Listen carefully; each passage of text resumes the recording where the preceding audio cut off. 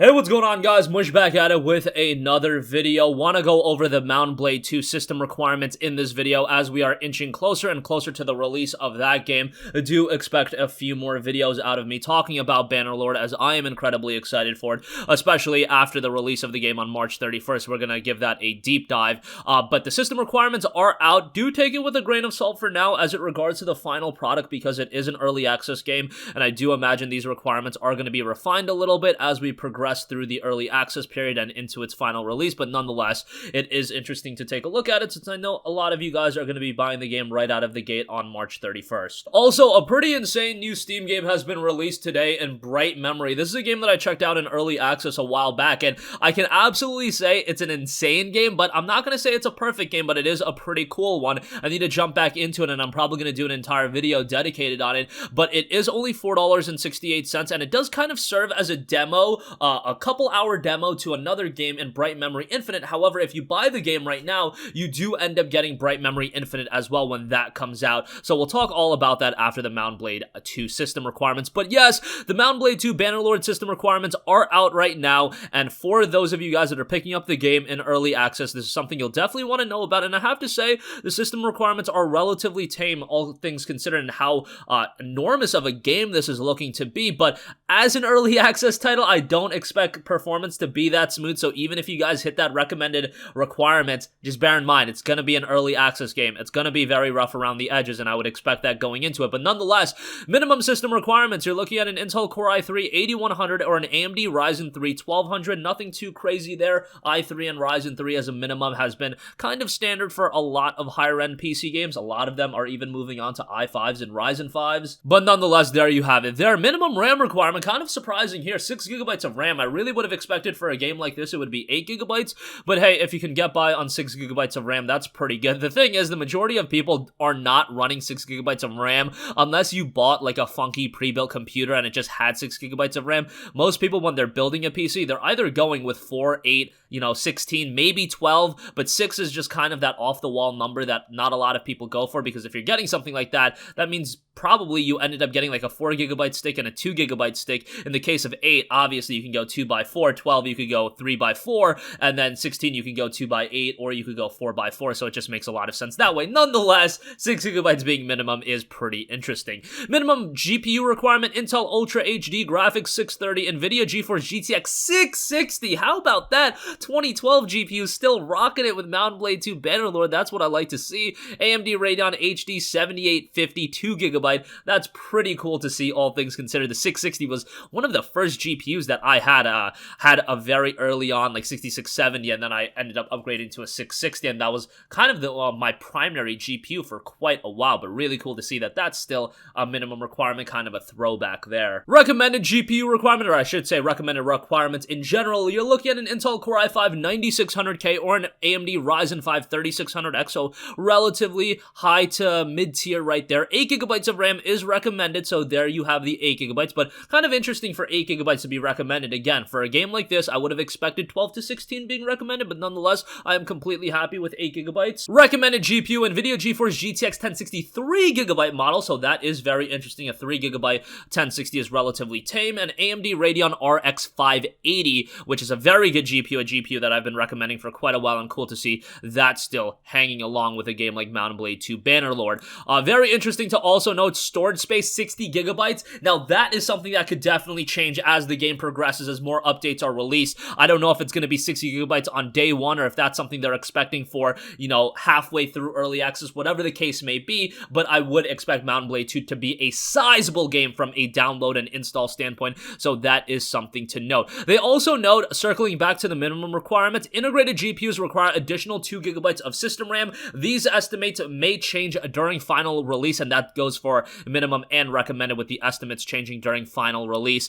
That's just the case with an early access game, especially one of the magnitude and scale of Mount & Blade 2 Bannerlord. They're going to be adding stuff to this game, and if they consistently add more and more stuff to this, not only can some of the system requirements change, but also you're looking at elements like the storage capacity and things like that. I could easily see this ending up being an 80 to 100 gigabyte game, especially because for the long run, you would think that this would be a game that would be seeing the release of major expansions and things things of that sort as well. But it's been a long time coming for the release of Mount & Blade 2 Bannerlord. Excited that we're at a point where I can talk about the system requirements. I'm excited we're at a point where the game is just coming out in a few days. And ultimately, hopefully, it does not stay in early access for far too long, but I am expecting a 1 year or so early access period, and then maybe we'll be getting our hands on the full game in early 2021. Very interested to hear from you guys. Are you going to be picking up?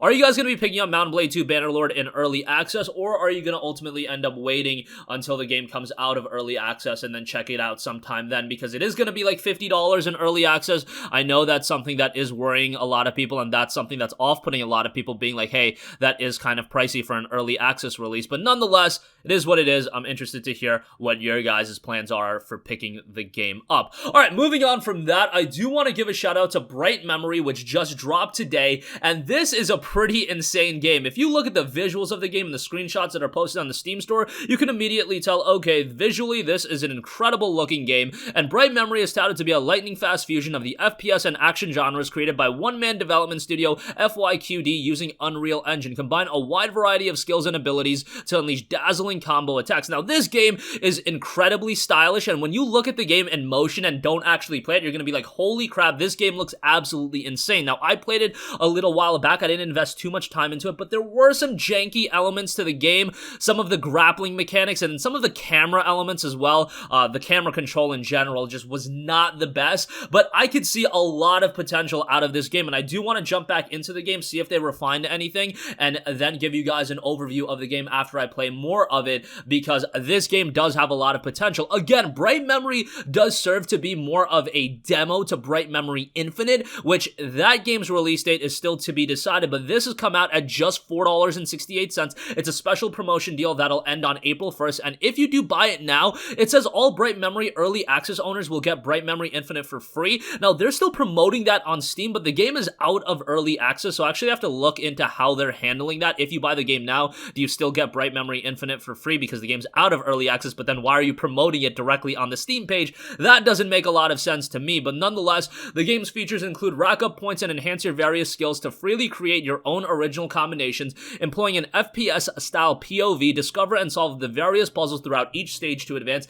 and a mesmerizingly beautiful world combining science fiction and Chinese culture and created using Unreal Engine 4. I wouldn't expect like a completely compelling narrative out of this one. However, from a gameplay standpoint, again, it was super stylish, just a little janky in certain elements, but hopefully they can refine that and make this an incredibly compelling game. Do you want to go over the system requirements for this as well really quickly? You're looking at an Intel i5 3470 or an AMD equivalent, 6GB of RAM, NVIDIA GTX 660 or AMD Radeon HD 7770 for the minimum requirements, recommended requirements, i7 4790K or AMD equivalent, 8GB of RAM, NVIDIA GTX 1060 or AMD R9 390, and then 4GB of available storage space. If you actually look at the contrast between the Mount & Blade system requirements and the Bright Memory system requirements, that's why you have to sometimes take system requirements with a little bit of salt, a grain of salt, because look at the minimum requirements for Bright Memory. A minimum NVIDIA GeForce GTX 660 or an AMD Radeon HD 70.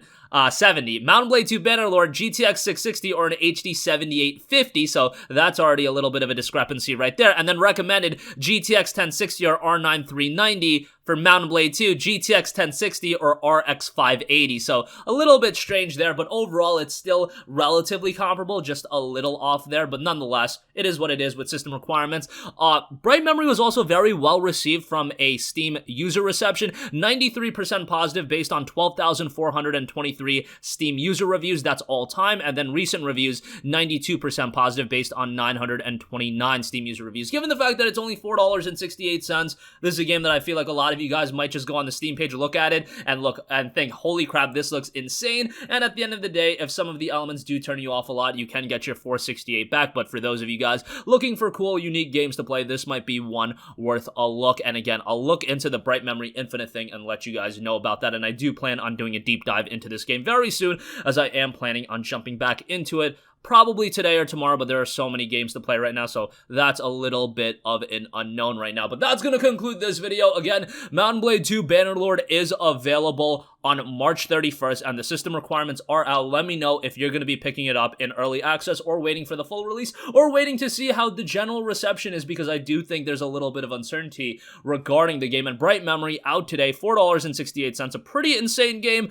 Couple of not so great elements, but I do want to jump back into that very soon and give you guys an updated opinion. That's going to conclude this video. If you guys have a request for a future video, you can leave that in the comment section down below, and I will catch you guys in the next one. Peace out. Hey, what's going on, guys? Mush here again. Hope you enjoyed the video. As you guys might know, YouTube's notification system is sometimes a little bit wonky, even if you're subscribed to the channel. Maybe you're not abundantly aware that I uploaded a video. To remedy that situation, make sure you hit the bell notification button. This way, whenever I upload a new video, and I try to upload as consistently as possible, you will be notified directly of the upload, and you can watch it as soon as it goes live. I would really appreciate if you guys hit that button so you can stay up to date with all of the content I'm posting. But as always, guys, thanks for watching, and I'll catch you guys in the next one. Peace out.